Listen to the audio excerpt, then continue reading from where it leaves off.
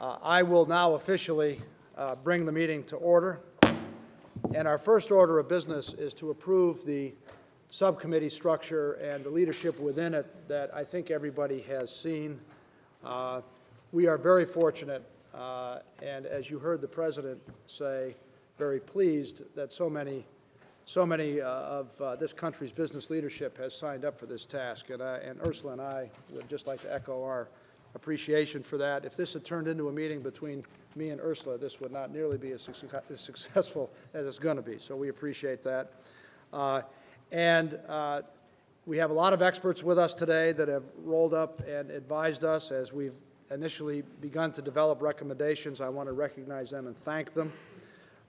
Listen, the subcommittees and the leadership are in your book. I know we've all had a chance to see it, vet it, discuss it.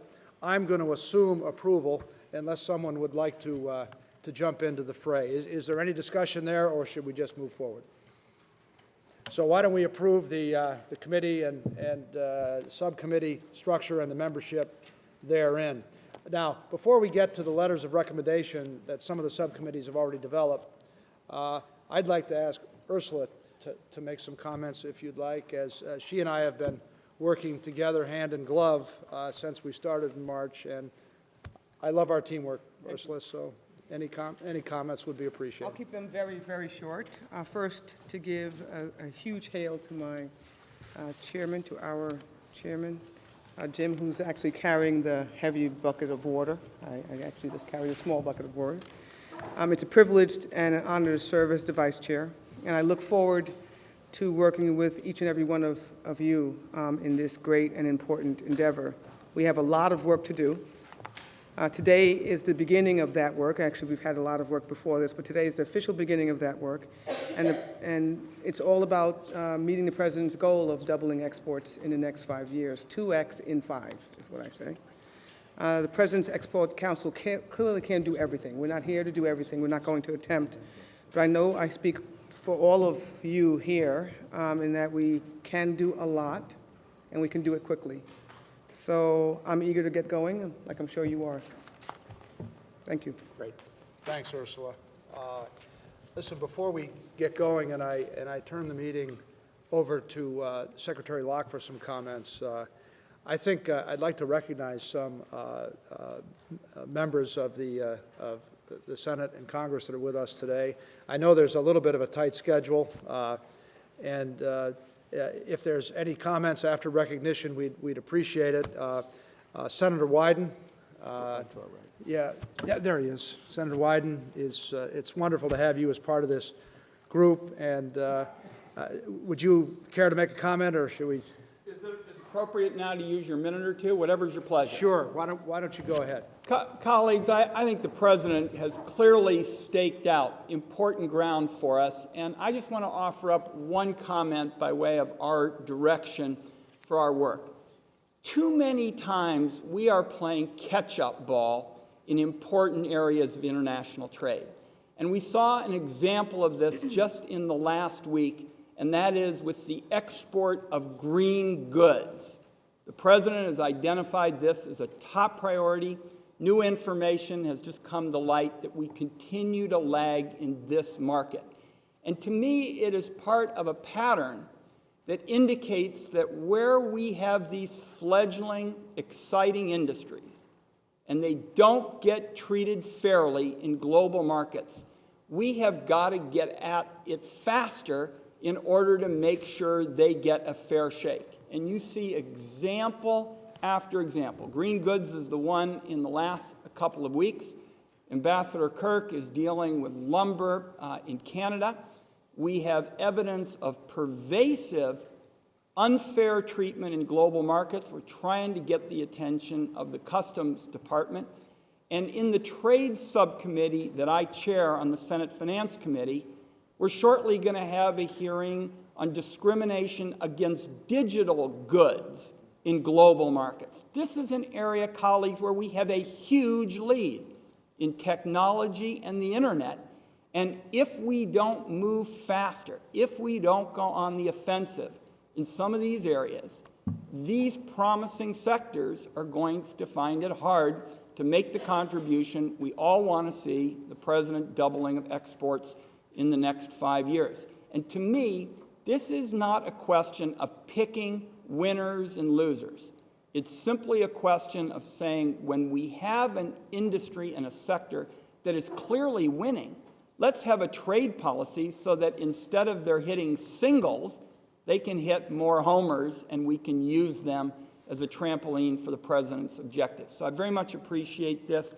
Anything longer would be a filibuster, and I don't want to do that to colleagues. But I think getting on the offensive with respect to sectors that are fledgling, transformational, breakthrough opportunities to increase high-skill, high-wage jobs ought to be a priority. Thank you. Exports without accompanying disciplines around trade is eventually an empty exercise, and we'll take the point in the areas that you'd mentioned. Thank you for your comments. We have Senator Stabenow, who's with us, a tireless supporter of the mission here, and would you care to make a comment? Well, Jim, yes, thank you. I will be brief, and to you and Ursula and to all of the members. It's wonderful that you are here, a part of this effort. We appreciate the President's vision and the Cabinet and their focus.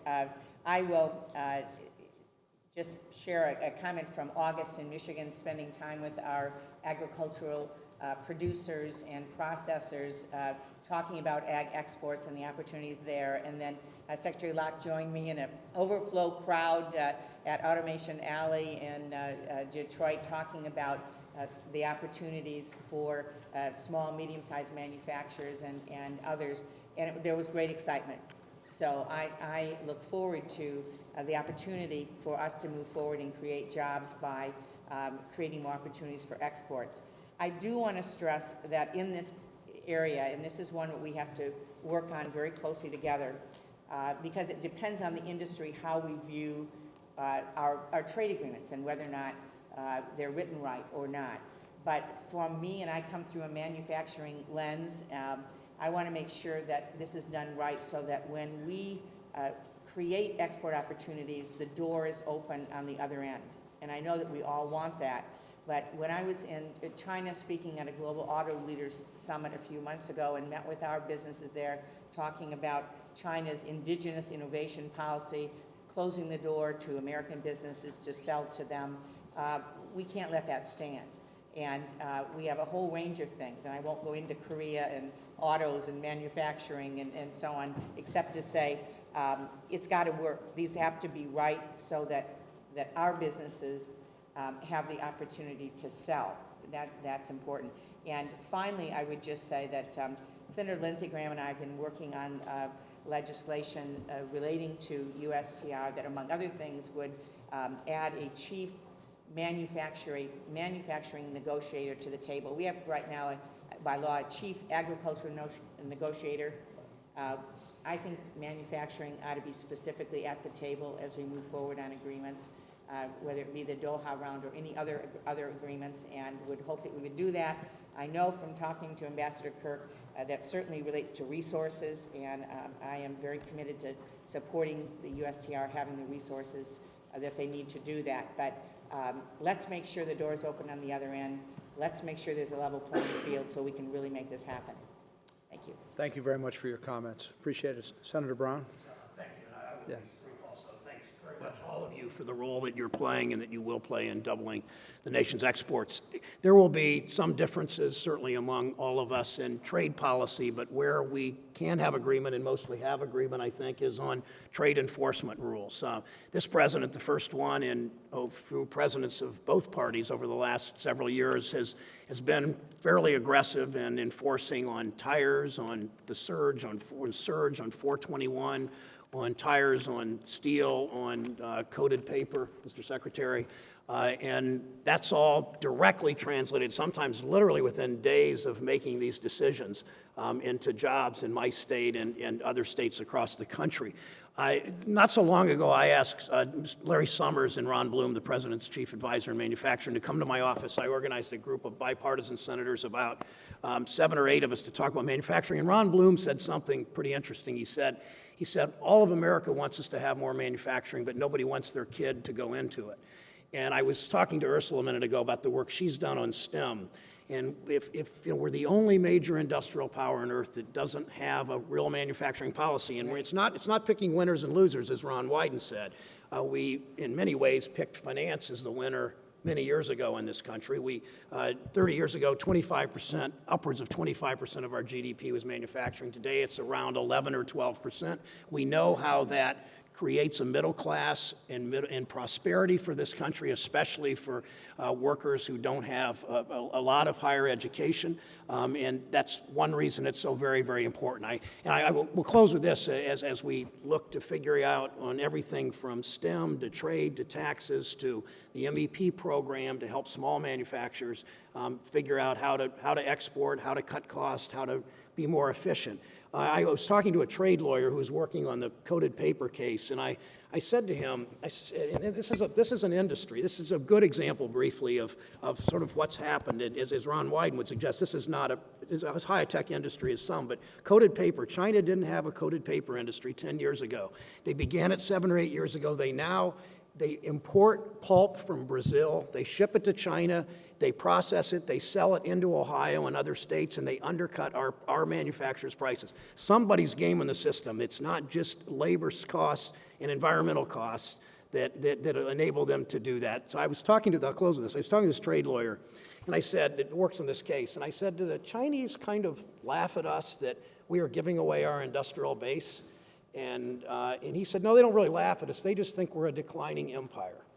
And I think back as the Chinese look at the world at a time a little differently from what we do. Some 35 years ago, a reporter asked Zhou Enlai, the Chinese premier, what he thought of the French Revolution. And he said, it's too early to tell. And, I think that we need to pay a special attention to that trade relationship. I hear it from small manufacturers. I hear it from big companies all the time. And I hope this council, as we increase exports, can particularly do that, Jim. Thank you. I appreciate those comments, and I think that resonates with a lot of us, and so we'll take it to heart. We have some of the House members of the group with us today, and I'd like to ask them for their comments too. We have Linda Sanchez, Pat Tiberi, Mark Schauer, and Dave Reichert with us. Congressmen and women, would you care to make a comment? Perhaps Congressman, yes, go ahead. I'll go ahead and go first. I, too, am from Ohio. I'll bookend Senator Brown, my senator, me a Republican, he a Democrat, but some of the things he said I completely agree with.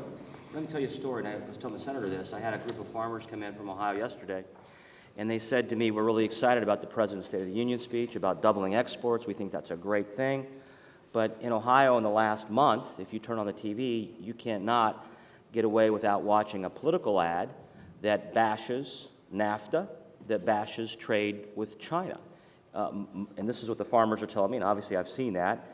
And they said to me, how do you double exports when the president's own members of his own party, whether it's the governor or the man running for the U.S. Senate or members of Congress, are all saying that trade is bad? To which I said, well, I can't answer that question. Are you seeing Senator Brown later today? Maybe he can answer that question. But here's the point. There is a vacuum in our state, and I think the senator and I would agree that the majority of Ohioans think trade is bad, quite frankly. And the senator's views of what he just talked about are the views that average Ohioans have. Now, the facts may be different. They may be. But I got to tell you, I think it's up to the people around this table, the business community, the White House, to give a different story, if there is a different story to be told. Because the status quo among the hearts and minds of Ohioans, at least, is that trade's bad. I don't know how we get to a Korea when, quite frankly, in Ohio today, most Ohioans think that NAFTA has caused our job losses in the state, that CAFTA has caused job losses in our state.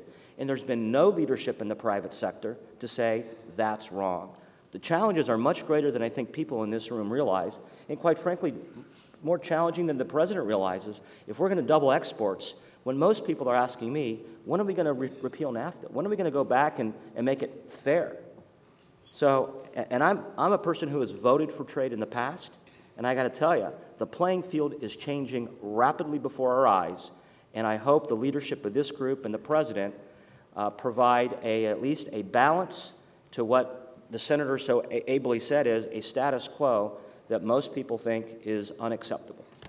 And I think the communication challenge we've got is, as you're pointing out, is at least as difficult as the challenge of coming up with recommendations. And we're mindful of your comments, and we will keep them right in front of us. Appreciate that. Congresswoman Sanchez. Chairman, first, I'd like to start by commending the President for leadership on the National Export Initiative and all of my colleagues here today that are taking the time to work on this issue. And I just want to begin by saying that I support NEI just as strongly as everybody sitting at this table. And while I believe that we can probably agree on 90% of what we need to do prospectively to try to advance U.S. economic interests, I'm going to respectfully disagree with some of my colleagues about some of the FTAs. And exports and FTAs are closely tied. I share the goal of trying to double exports from the U.S. in 5 years. But some of the trade agreements that were negotiated under the preceding administration, I don't think are going to do a lot to help our economy or reduce our trade deficit in their current forms. And so my part of the puzzle is I work with my colleagues in Congress, and I'm interested in working with the administration and those of you here to try to find a way that we can spread those benefits to a broader base, because the trade agreements have brought some benefits, but the question is, certain industries have certainly benefited in certain states, and other states not so much, or other workers have paid the price. So we can't afford to wholesale pursue an agenda that leaves certain people behind. So at a time when we're struggling with the economy to get it back on solid footing, we can't afford to risk exporting more jobs than exporting more products. I think that if we do trade in the right way, we can open up access to markets for business here in the United States, and not just big businesses that are already doing international trade, but medium and smaller businesses that have never really probably thought about exporting goods abroad. We need to make sure that they are sharing in those opportunities as well.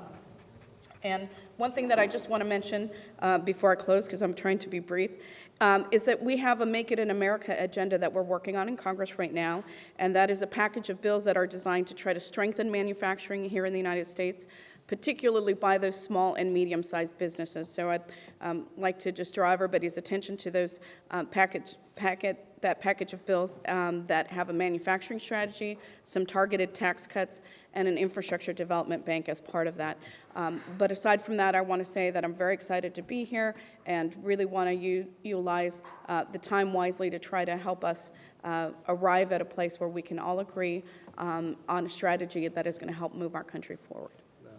Thank you very much for your comments. Congressman Reichert, are you next, or do we want to go Congressman Schauer? Yeah. I also want to extend my thank you to Ursula and Jim for taking on this responsibility and leading this group. I am pleased to be a part of this effort. I just have a couple of comments.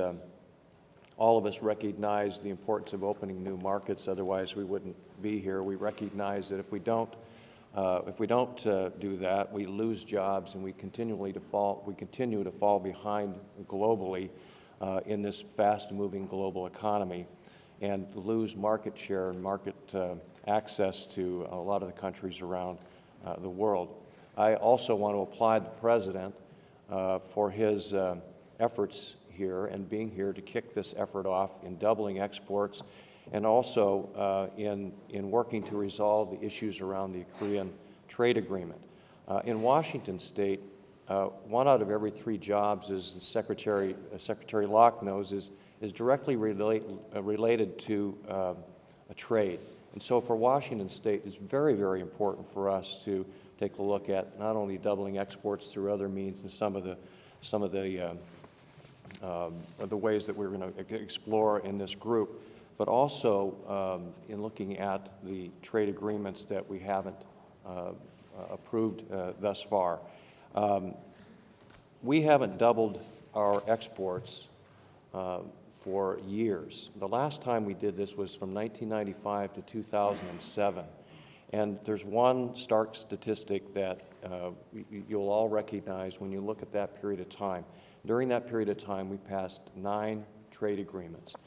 And I want to end with this. I agree with Ursula's comment in that we can't do everything. And so my last comment here relates to the trade letter that we'll be reviewing soon, in that there is some language there that I would just voice some concern or caution over, and that is the language that surrounds the modernization of existing agreements. I'm hoping that the word modernize doesn't equal reopen or renegotiate, because I think that sends it could send a very serious negative message to our partners in Korea, Colombia, and Panama, those 3 especially.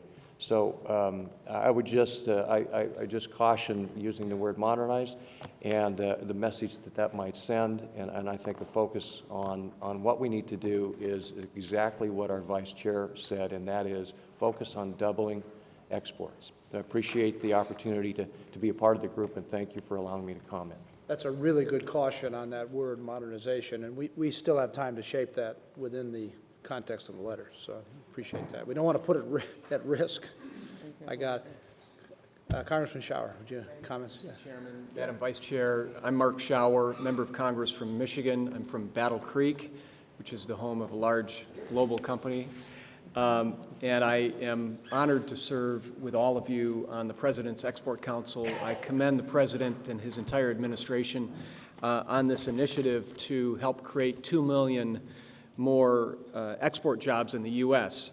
I just want to make sure we don't lose as many or more jobs in the process. I want to share some concerns about free trade agreements and trade. My state, I'm sure you would argue the same about yours, but my state of Michigan has the best workers, the best innovators, the best manufacturers, and the best farmers in the world. But I am concerned, particularly about South Korea, that we don't lock in non-tariff trade barriers, disadvantages that hurt manufacturing, particularly the automotive sector. I share very real concerns about China. In fact, I'm working on legislation. My good friend, Senator Stabenow, is also working on an issue. But while China's government, I want to be clear, China's government is allowing currency to be manipulated, intellectual property to be reappropriated. China's failed to sign the government procurement agreement when it entered NAFTA or WTO. It was 9 years ago. China continues to subsidize its own renewable energy companies for the purposes of exports to us, which is a clear WTO violation. You know, this is about jobs, and we've lost 2.4 million jobs in this country to unfair trade with China since they joined the WTO, and we've lost 4.9 million jobs in this country due to NAFTA-style free trade agreements since '94. So I'm deeply concerned about the further deterioration of our middle class. That concerns you, since you want healthy domestic markets to sell your products as well. So in closing, I've got great companies, small and large, back home in my district that are ready to compete with anybody. They just want to have a chance, and I look forward to working with all of you to make sure that they can help accomplish the President's objective and put people to work. Thank you. Thank you very much, Congressman. I think now, with those comments in mind, I'd like to acknowledge the attendance of 3 cabinet members. Obviously, Secretary Locke and Secretary Vilsack and Secretary LaHood have joined us here. Very much appreciate your presence and commitment. I think we'd all like to hear from Secretary Locke now as sort of our leader in this endeavor. So, Secretary Locke, do you have a few comments? Well, thanks a lot, Jim. And Ursula, thank you very much for co-chairing, serving as the Vice Chair of the President's Export Council. And To all the members of Congress, I know how important your schedules are with only a few weeks left in the session, and I know that our senators had to leave to take on a critical vote, and that's why we gave all of you the opportunity to make some opening comments. I want to thank all the members of the Council for serving and taking time out of your busy schedules to be here in Washington, D.C. The companies and the workers that you represent are successfully producing and selling world-class goods and services all around the world. Indeed, American products and services are highly valued and in great demand all around the world. And as many of our members of Congress said, I mean, American workers make great products and provide great services. And having the benefit of your expertise gives us a real-world perspective on the ways to advance the President's export initiative goal of doubling U.S. exports over the next 5 years, supporting some 2 million new jobs in the process. As you all know, that's a goal of critical importance, because as American consumers spend a little less and save a little bit more, it's imperative that U.S. businesses connect to the 95% of the world's consumers who live outside the borders of the United States. So if U.S. companies want to grow, if we want more jobs for American workers, we've got to realize where that demand is and where the market is. And a lot of that is outside the borders of the United States. And today, thanks to a strengthening global economy and also to efforts across the federal government, increasingly we're seeing that happen. Exports are actually leading our economic recovery. Here's a quick snapshot of where we are. As the President indicated, exports are up 18% over the same period last year. U.S. exports of manufactured goods are actually up 22%, to be more precise, in 2010 compared to the same period in 2009. U.S. agricultural exports are projected to be the second highest in U.S. history, and next year could actually be the highest ever. And in agriculture, as Secretary Vilsack would say, we actually have a trade surplus in agriculture at $30 billion this year compared to $25 billion last year. Exports, and all of these numbers have an impact on the economy. Exports accounted for more than 1 percentage point of GDP growth in each of the 4 quarters of recovery. And this is actually equal to our domestic activities as part of our as part of our economic recovery. And as the President said, the more we export, the more companies produce. And the more they produce, the more people they hire to produce those products and services. Since January, Commerce's Advocacy Center, in close cooperation with the State Department and other federal agencies, has assisted U.S. companies to successfully compete for foreign contracts to a tune of some $11.8 billion in U.S. export content. And this amount of export content alone supports an estimated 70,000 jobs in America. This 11.8 so far this year compares to $3.8 billion in U.S. export content through the advocacy efforts last year. And these successes are mirrored across a whole host of federal agencies.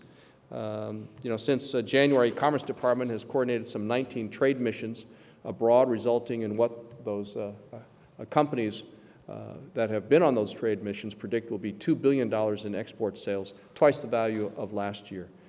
We've recruited some 8,600 foreign buyers to U.S. trade shows since January, a more than 50% increase over last year, leading to some $660 million in sales by U.S. companies.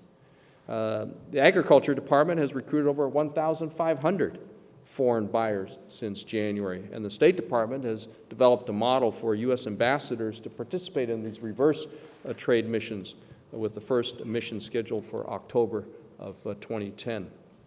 Ex-Im Bank, presided over by Fred Hochberg, who's here, has more than doubled its loan authorizations in the first half of the current fiscal year over the same period last year, from $5.9 billion to $13.2 billion, with the number of jobs supported almost doubling as well. But we can, and indeed we must do more. When you look at Germany, their GDP, 50% of their GDP comes from exports, compared to 11% in the United States. Today, we're unveiling the National Export Initiative report to the President, and the report represents the Export Cabinet's plan on how we intend to achieve the President's goal of doubling exports. A few highlights. First, for small and medium-sized businesses, the engines of American job growth, the report recommends a national outreach campaign led by the Small Business Administration and other federal agencies to raise awareness of export opportunities and government assistance available to U.S. small and mid-sized companies who have never exported before. Additionally, we're going to relaunch export.gov, the government's export internet portal. It's going to have new export training opportunities to help companies learn how they can begin selling their products overseas and break into new markets if they're already exporting. The report also recommends an important step for commercial advocacy. It actually proposes a formal system in which the White House and the National Economic Council would receive quarterly updates on critical pending business deals with foreign governments. And that will help level the playing field for our companies, allowing the White House to actually engage with their counterparts in other countries where U.S. companies have these pending deals, where U.S. companies are vying for these government contracts. And it'll also enable the White House to enlist other high-ranking officials throughout the administration to help American firms seal these job-creating business deals. Finally, the report recommends a government-wide export promotion strategy for 6 newly designated next-tier markets: Colombia, Indonesia, Saudi Arabia, South Africa, Turkey, and Vietnam, where we all expect very strong economic growth during the next decade.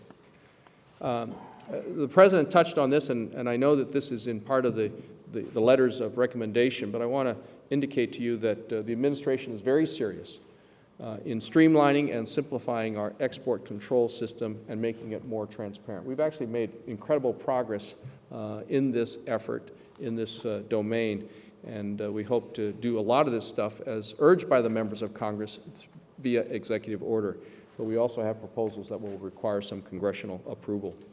And second, last Friday I announced the new 11-member board of the Corporation for Travel Promotion, which is charged with encouraging travel to the United States.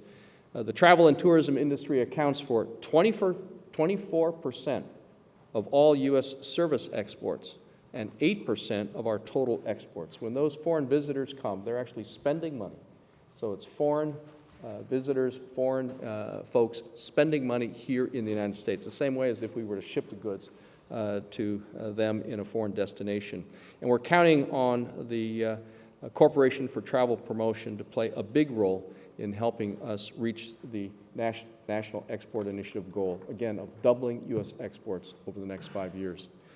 With the measures outlined in the report that we've just submitted to the President and the continued worldwide economic recovery, I'm very confident that we're going to reach that goal. And we're going to have to build on the success we've already seen to help repair America's economic foundation. And all of you are an important, critical part of that endeavor. And we want to and we intend to give very careful consideration to all of your recommendations. Again, the more you can be precise, the more measurements, quantifiable goals that you can give us, I think that would be more certainly a good yardstick by which we can judge our performance and we can measure our progress. So again, thank you very much for your time and for your service, and we look forward to working with all of you. Thank you. Thank you very much, Gary. You know, there is an overlap between what you just described on the Export Promotion Cabinet's plan/challenge and what we're all trying to do, which is to fill in some of the actionable elements of some of the strategic challenges that you've outlined, and we're going to rise to that challenge. I should have recognized Chairman Hawksbirt. I didn't see you down there. I'm sorry I didn't recognize you earlier. I think let's turn to the business of the day. I think, as most of you know, we have 4 initial letters of recommendations coming from the subcommittees. We have a pipeline of additional items that will be coming forth in the next couple of meetings, but we decided to focus on these 4. Just for perspective, they, in and of themselves, total about $250 billion of impact, and the pipeline we have behind that is significantly more. Again, responding to the challenge that Gary and the President have given us. So I think I would now like to call on Bill Hite, the Chair of Workforce Readiness Subcommittee. Bill, where are you? I'm looking around. There you go, Bill. Bill, your Veterans Retraining Initiative, which in many respects is more fine-tuned with more actionable items in it than perhaps any of the recommendations. You've been giving it some thought to understate the case, but could you please present your recommendation? Well, as the President alluded to, we're going to have a lot of returning veterans coming back from Iran and Afghanistan. And let's face it, they're laying it on the line every day to protect our freedom. And I think we have a responsibility to try to place them in the workforce. Two programs that my union is involved with. One is Helmets to Hard Hats. That's with a bunch of other unions. The building trades, the machinists are in it, and other unions. That's taking veterans and placing them into programs when they get discharged. But my organization has taken it to the next step. We have what we call a UA VIP program, and VIP stands for Veterans in Piping. And we've actually went out and made deals and worked out arrangements with the different branches of the military to set up training on active military bases for a career after the military. And no one has ever done that before in corporate America or any other union. We've been doing it for over a year with the National Guard in the state of Washington. We're at Camp Pendleton in California, and we're firing up a program at Camp Lejeune. We're going to be in San Diego with the Navy in the not-too-distant future, and we're also going to start it up in Fort McCoy, which is in Wisconsin, an Army base. And what it's all about is we go out there, we send out feelers who'd be interested in joining our union, and we give them 16 weeks of advanced training right on the base. We bring in trailers, we bring in instructors, we provide everything there. We even have to pay for our own electricity on the base, and we have to get insurance for the soldiers, for the military people, when they're coming back and forth to the barracks to our training, because we're outside the military. But, you know, through it all, we worked it out. It's a very expensive program, and we pay for the whole thing lock, stock, and barrel, but we've been very successful. And we give them 16 weeks of heavy-duty training, and then when they can pass basic tests and they're discharged, we put them out in the workforce, and we give them 4 more years of training. We give them 1 year credit toward their apprenticeship for going through our training, and then we give them 4 more years of training. And I'll tell you what, they are the best recruits that we have out there. When they come in there, they're disciplined, they take orders well, you know, they show up for work on time. They're great recruits, and I think we owe it to them. And we have hundreds of these veterans in our program that came out of our program that are in the workforce right now, and it couldn't be working out better. And something like that could be expanded immensely. I mean, because it's a great pool of people to pull from. And, you know, the sky's the limit.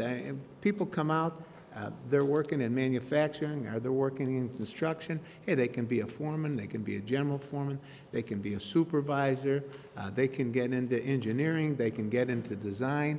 Heck, they can even open their own company sometime. So it's a lot of opportunity, and Senator Brown, he alluded to, yeah, we need more people in manufacturing, but I don't want my sons and daughters involved. Well, I kind of disagree with that. When I started in this trade, I was 18 years old, and the average age was 19 or 20. Now, when we take in new apprentices, the average age is 27 to 28. And you'd be shocked how many of these young men and women have college degrees. They realize the benefit of a good manufacturing job or a good construction job. You know, everybody's not going to work on computers or be involved in the service industry. We need people in this country who can work with their hands, plain and simple. And it's been a very successful program that I'd like to see expand. We have other programs. We work a similar program with the Native Americans. We're going to be doing this, getting into the green technology. We traded a training for energy audits. We want to get into that green. And I think it's a very good program that we could take it to the next level and develop it. But the main thing is, when you train these young men and women, you have to have jobs available. Because if you train them and they're done with their training, and they got to sit for 4 months before they get a job, you're going to lose them. They go out, they hang out with their friends, they start feeling sorry for themselves, and they lose that competitive edge. So you got to place them right away. And, you know, the program's been highly successful for us, and it's a program that I think that this council should look into hot and heavy for getting the workforce of the future. The American workers are the most highly productive workers in the world, and we have a workforce here that is ready to take on the challenge of the future as far as exports concerned. And yeah, the congressman made the comment about exports. People don't like to hear the word exports, but they don't want to hear the words exports coming in from China. They don't want to hear about Chinese exports. But the American people would love to know that we are exporting goods and services over to China. And we're trying to level that trade imbalance. And that's what we're here for. It's about creating manufacturing jobs here in the United States and increasing exports and getting America back to work and good, high-paying jobs. We can't be subservient to other countries. We just got to do whatever we got to do to be successful. Well, Bill, this idea is rooted in the best of all things, which is a best proven practice that we now can expand to other areas, other kinds of jobs, teamwork with companies, and get some financial support behind a greater effort. And that's what his letter is all about. So are there any comments? Yes. Mr. Chairman, yes. I hope that as this idea is developed, that agriculture and the appreciation and the need for a workforce within agriculture, both in terms of farming and in terms of packaging and processing, is not forgotten. Okay. It seems to me that it might be expanded to include not just the Departments of Veterans Affairs, Education, and Labor, but agriculture. We have a serious issue with workforce in agriculture. We have a serious aging of farmers in this country. We have veterans who are currently working in Afghanistan and Iraq with Afghan and Iraqi farmers to encourage more agriculture in those countries. And this is an area where I think you can encourage entrepreneurship and innovation as well. And as Secretary Locke indicated, it is a place where we do have a competitive edge worldwide. So if it wouldn't be too much to ask, agriculture would like to be included. We'll be sure and include it, Mr. Secretary. Are there any other comments? Okay, if not, the council seems in general agreement here, and unless there is an objection, I propose we submit the letter to Secretary Locke for submission on to the President. Any objections? Hearing none, the letter is approved. Next, I would like to call on Dick Friedman, co-chair of the Manufacturing Services and Agricultural Subcommittee. Dick? Thank you, Mr. Chairman. All of us who attended yesterday's meeting with Secretary Geithner, everybody was talking there about the potential of business in Brazil, China, India, etc. It's huge. The news on the travel front is really good news in the following sense. Of all the issues that this PEC is dealing with, the travel piece is kind of like the simplest and the easiest, and something that can really put as many as 1 million people to work in short order. If you take a look at the big picture, overseas travel in the world post 9/11 is up 31%. We're down 9.1% in the U.S. We had 23 million visitors here last year, and Spain, that's one for every, I don't know, whatever. I was in Spain last weekend. Spain has 1 visitor per person. Twice as many people go to Spain as come to the United States. Kind of weird. The world wants to come here. Why don't they come? We have not had effective promotion of tourism. This Tourism Promotion Board has been a bill passed by the President, signed by the President in March, sets forth a public-private partnership which has to raise money. We have spent less money on promoting the United States than any other country in the world. In many countries, there's a cabinet minister of tourism. So this tourism promotion is part of it. Second part of it is we have 36 visa-waived countries. I like to talk in my business about things that are bad, not good, because that's what we fix. The Bush administration added 8 countries to the visa waiver program. We have added none. There are several countries out there that are potential additions to the visa waiver program. It makes it much easier for people to be able to come. The non-visa waivered countries, in particular Brazil, India, and China, have incredible horror stories about how hard it is to get a visa. Incredible. And those are result from delays at the State Department in obtaining visas. I went on the website for the State Department last night, and if you want to get a visa in Shanghai, your first appointment is November 2nd. Your first appointment. And by the way, you might have to travel 1,000 miles to get there, or something like that, to go and to ask for a visa and have a 2-minute interview with an officer. These officers interview 100 people a day, I believe, at mid-80 in a 2-minute interview, which could be done by video. There's lots of solutions to this, high-tech and other solutions. In fact, I have a letter from a congressman in Vermont. Some Chinese people wanted to buy a business in Vermont and hire 50 people. And they went to Shanghai and asked for a visa. They were told they couldn't get one. They had to do it in the summer. And the letter from the visa officer back to the congressman says, why don't you people go to Chengdu? And Chengdu is 1,200 miles away. They can get a visa in like 2 weeks shorter time or 3 weeks shorter time. It's ridiculous. And so these horror stories are everywhere. Amway had a meeting of 13,000 people for all their people from around the world who have done well. They couldn't get visas. They canceled it. They held a meeting in Singapore. There's religious groups that can't get here. There's people who can't visit their families, et cetera. So there's problems that exist in Homeland Security and in State Department and in promotion. But they are readily resolvable problems. They can be solved largely by the people within this room. And if we do this, we can double the number of people that come to the United States easily, and create something on the order of 500,000 to 1 million jobs in a year or two. So I think it's, I've been digging into this. People want to come to America. They want to come for cultural reasons, for medical reasons. I have a hotel in Boston that's next to Mass General Hospital. Their medical tourism, people coming to Mass General, virtually dried up because people say, the heck with it, I'll go to Germany, or I'll go somewhere else. So we've got to make it easier. We've got to make it friendlier at our borders. People are afraid to go through the borders. They're afraid of the intimidation.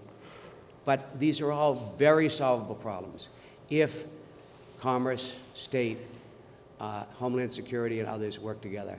I think we'd be very optimistic. Our letter essentially says this in less eloquent language than I just used, but I think this is not very controversial, or ought not to be very controversial.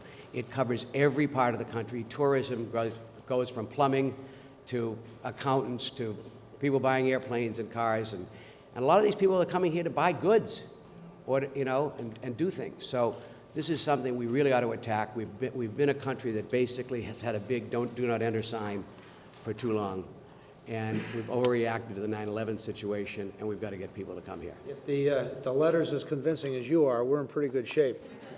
I think, are there any comments? Did Bob Iger or Secretary LaHood want to offer? Bob? Sure, thank you very much. Yeah. I obviously will support what Dick says. The growth of the middle class in markets like China, India, Brazil has created a huge demand in those countries for family travel. Families in those countries would love to visit the United States. We export brand Disney, but brand U.S. is also very attractive. But the United States has to be our partner. In a market like Brazil, Dick mentioned people having to go 1,000 miles or more just to get a visa. Every member of the family has to make that trip. So that means a family of 4 who may want to travel to Walt Disney World in Orlando, God bless them, has to bring the entire family on a 1,000-mile trip just to get a visa for a 2-minute, by the way, and it is a 2-minute interview. It just doesn't happen. And there's huge demand for these people to visit the U.S. We know that tourism creates jobs. They also come here and spend a fair amount of money, as has been said, and I can't be more supportive of this initiative. Yeah. One particular city in Brazil, Manaus, has a direct flight to the United States but you have to travel 1,000 miles to get a visa. But there's a direct flight to the U.S. Well, the aerospace industry's in good shape. It's just the other stuff we got to fix.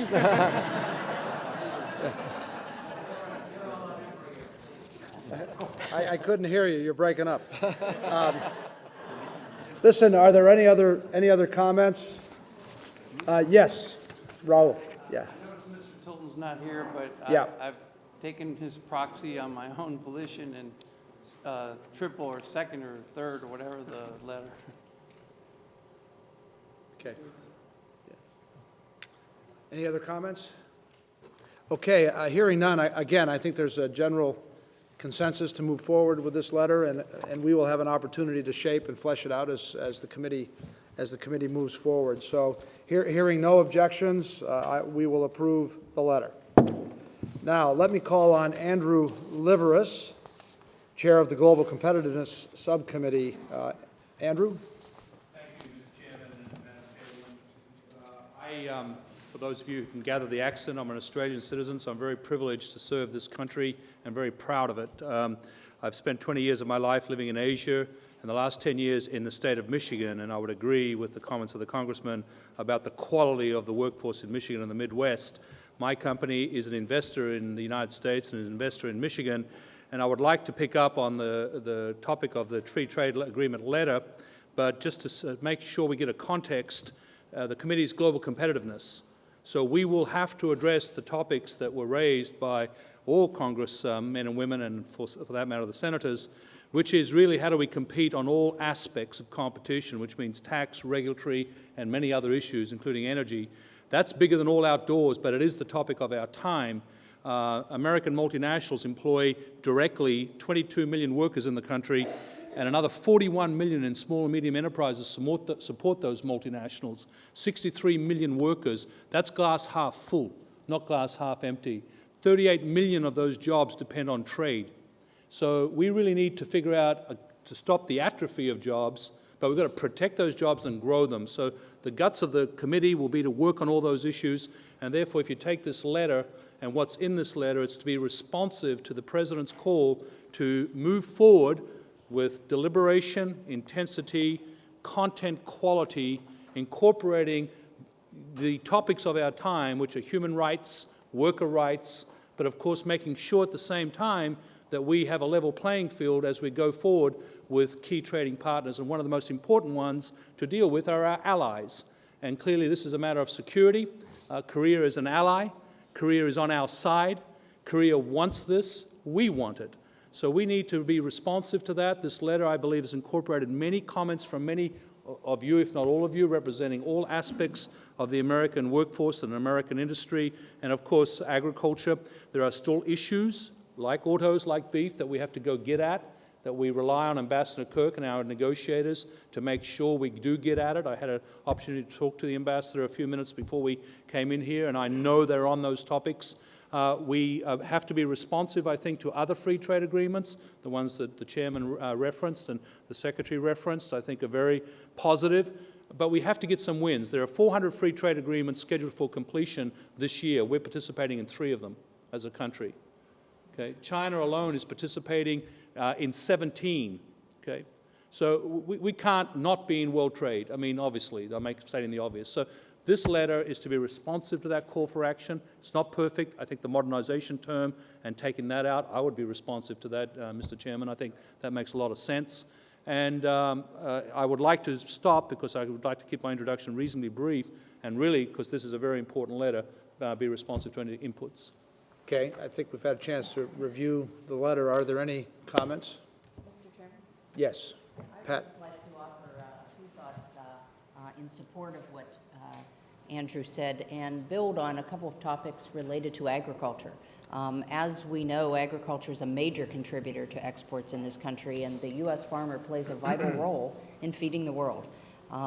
As Secretary Locke mentioned, in fiscal 2011, it's expected that global exports, or agricultural exports from this country will reach $113 billion, and the trade surplus related to agriculture to exceed $31 billion. So a very positive story related to agriculture. But U.S. agriculture's market share has dropped in these countries that we talk about free trade agreement needing to reach these agreements. So a quick fact for you, for every $1 billion of additional agricultural exports, 8,000 to 9,000 more jobs. So as agricultural exports grow, certainly jobs grow in this country, and passage of these FTAs we think is important for that competitiveness to continue. Thank you. Keeping in mind, yes, Jim? Support what Andrew says. I was struck by when Dick said he prefers to think about and talk about the bad, not the good, because you could impact the bad. One example of the bad is that it seems to me that while we've been negotiating and debating these free trade agreements, other countries, as Andrew said, have been executing them and entering into them. My understanding is by the end of 2010, there will probably be about 600 bilateral, multilateral agreements. I think the U.S. is party to less than 20 of those. And so, I mean, this is a very real and present issue. I was talking to one of our clients, Baldor Electric Company, told me I could feel free to talk about his situation, sent me an email on it actually. And it's fascinating. Manufacturing company, middle of Arkansas. They make industrial motors, they make gearboxes for electric motors, whatnot.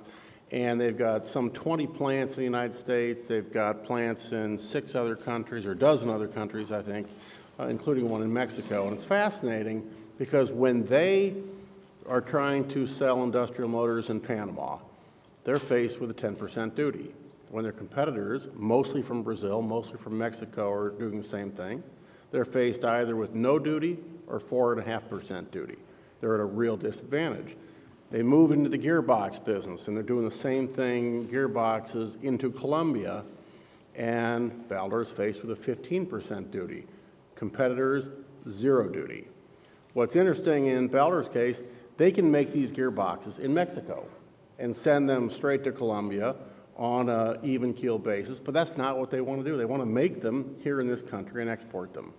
These things have real impact. This is one micro example that plays out again and again and again, and I think we've got to really deal with this issue urgently. Okay, appreciate it. Yes.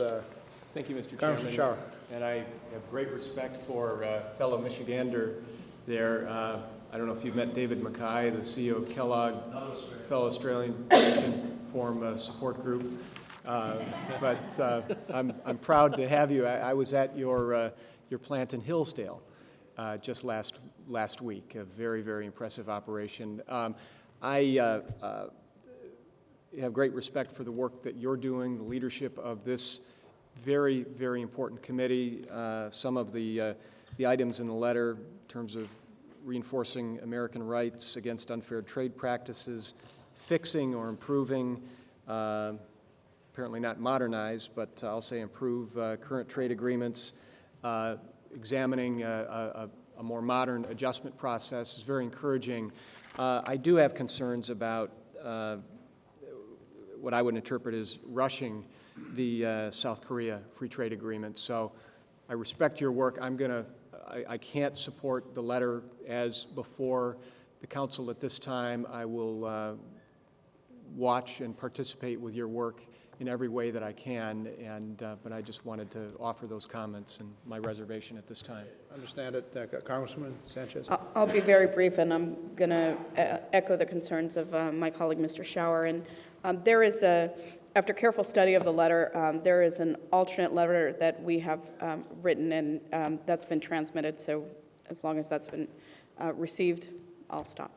I understand. It will be received, and we will try to be responsive to it. And some of your comments earlier anticipated some of this, and so I think we got it and appreciate your sensitivities here. Mr. Chairman, I have a process question. Yes. So as the letters are approved with some of the recommended changes, are we going to get copies of those before they go forward, or what's? No, I was recommending approval of the letters as written from the committee, and the extent to which there is disagreement, there would be a side letter that we would consider and make part of a package, part of the record. Okay, thank you. Secretary Locke? Yep. It's however you want to write it. Yes. I think the comment should be noted. Yes. Was there another one? Yes. Yes. Thank you. There's been a lot of comments this morning about small and medium-sized businesses, and that's who I am. Our company is headquartered in Iowa, and we have about 2,300 employees worldwide, so small to medium size, but 90% in the United States. And my dad started the company, and one of our first exports was a trenching piece of equipment, which was used in Europe, and he went and did the operator instruction himself. But through the years, really, most of our business has been the United States. In the last 10 years, however, we've gone from about 10% of our business being exported to 30% being exported. So 1 in every 3 jobs, and we talk about this a lot with our employees, 1 in every 3 jobs has to do with export. And so it's really important for us to be understanding of what the customer needs are internationally. And when I look at where we're exporting the most to, the biggest chunk is to Australia. We've had the most growth in Australia, and it correlates with the 2005 free trade agreement. So I know there's things we need to work out, and we need to look at all the issues, but I would say that for us, free trade agreements are a huge deal, and also just to reflect a little bit on the visa comments from the earlier letter, we often, when we bring customers in from various countries, and we can show them our plants, our people, they can go see equipment demonstrated in real sites with other contractors, they buy our equipment, and we can export it. But if we can't get them here because of visa issues, you know, we miss that opportunity. So anyway, I think we have a great opportunity here, and I just heard a little comment the other day, which I think maybe applies, that if the pace of change inside an organization, and I think that applies to the United States, if the pace of change inside our country is a lot less than the pace of change outside, we've got an irrelevancy factor. And so I just urge us not, you know, to make sure that this is an urgency. The pace of change for a lot of things, 600 lateral agreements around the world, and we've got 20. We're getting behind the ball. Thank you. Thank you very much.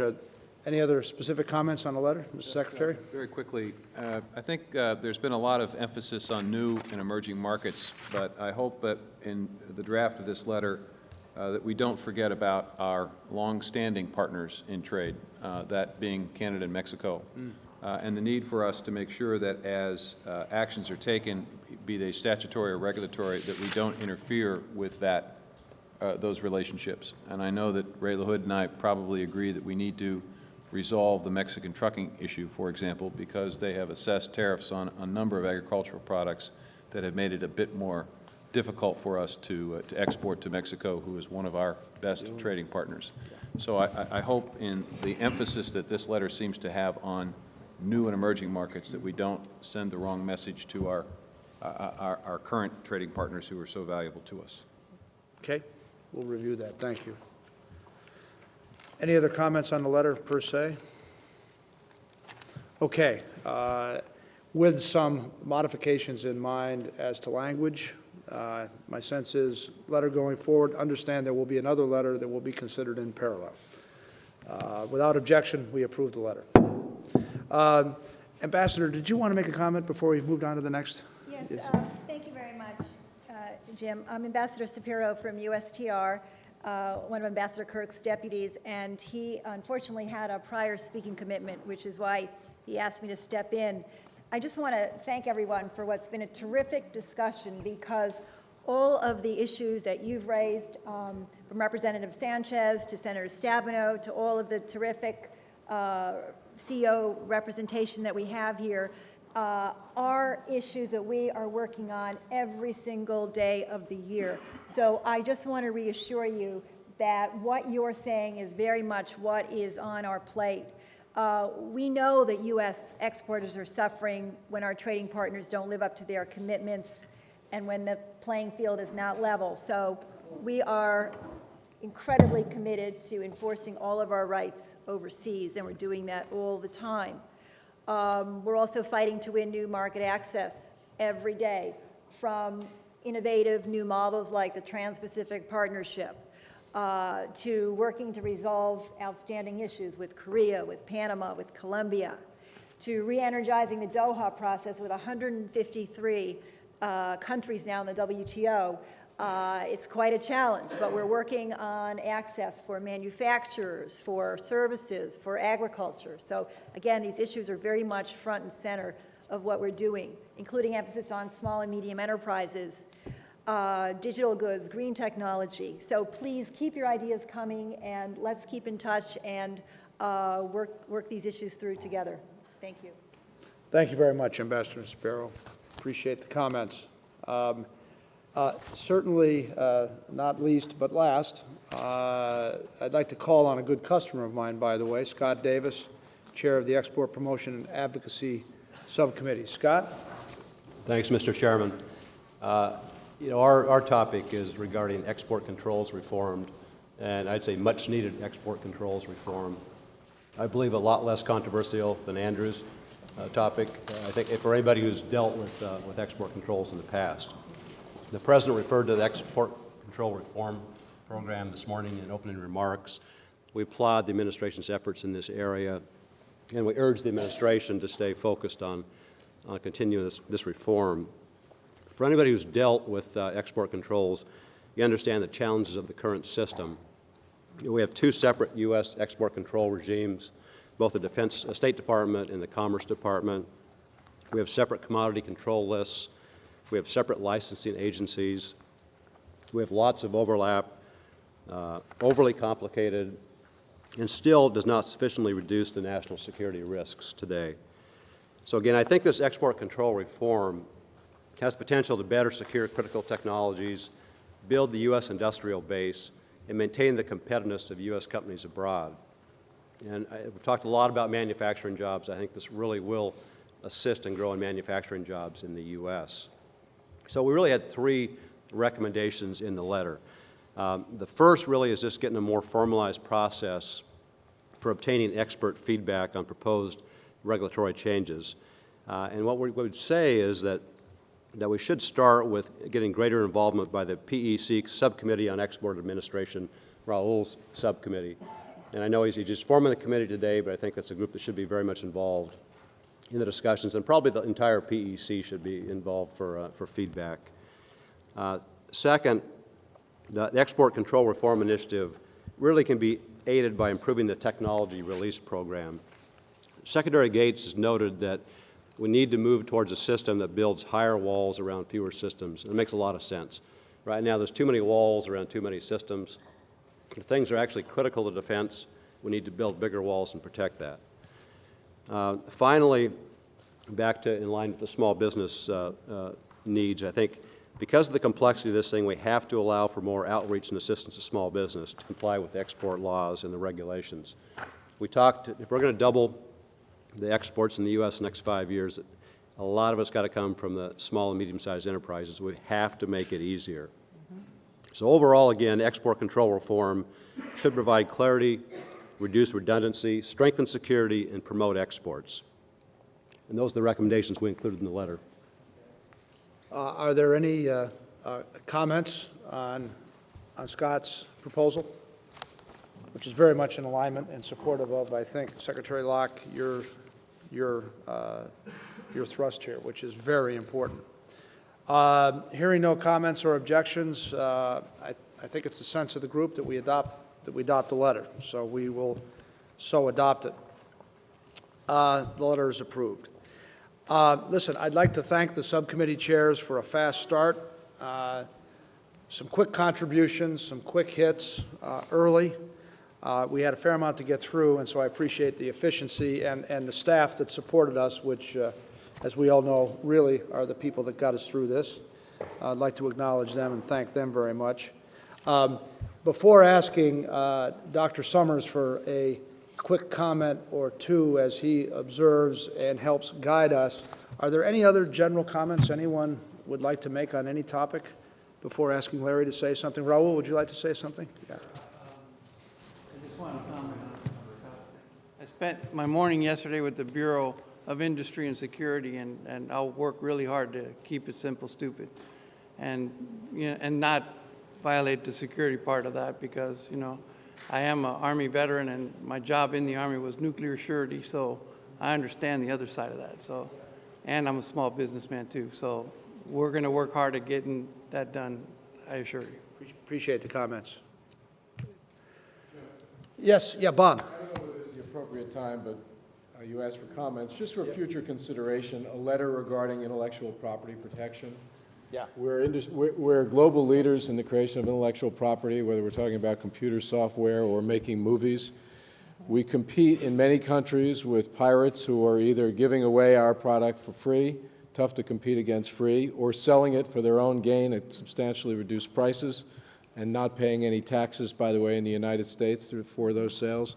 And I just think, given the size of the industry, the fact that we're global leaders, obviously the importance to this country in terms of the support of the economy, it's something we need to consider. Bob, we couldn't agree more. I think for our December 9th meeting, we're going to all work together on a strong letter there, and you have our commitment to do that. I think the other thing I know that's on the agenda for December 9th is Gene's initiative, Gene Hale's initiative with small and medium-sized enterprise. He's got an outreach program that he's modeled in, or modeling, I would say, in Southern California that we hope sort of is at the same status that Bill's recommendation was, which was we got a proven best practice that we now want to expand. And I think Gene's got some ideas on how to engage all of us in that. And I'll just leave it at that for now. But it's very promising, and the President did comment on it this morning when he was just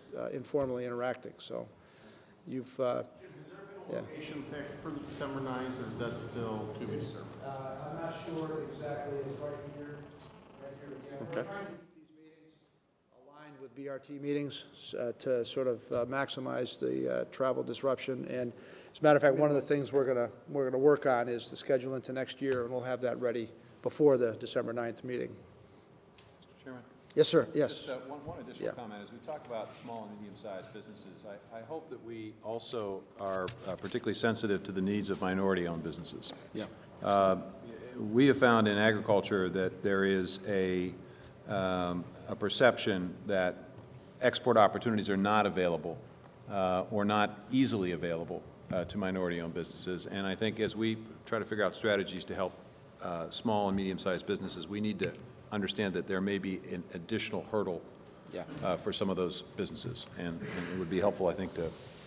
I don't want to put words in Gene's mouth, but I know that is very much at the forefront of the things he's trying to identify and knock down as part of his, and some of them are a lot more practical than you would think. Yeah. Yeah.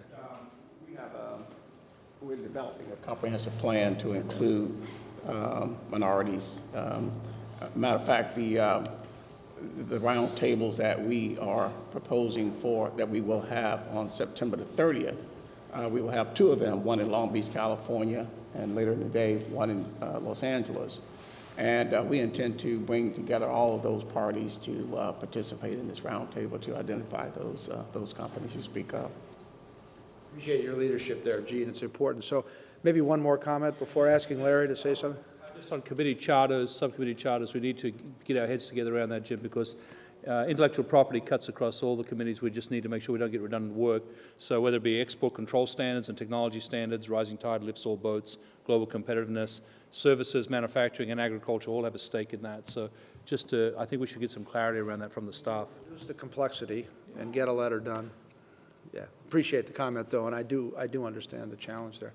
Dr. Summers, do you have a comment as you reflect on the meeting?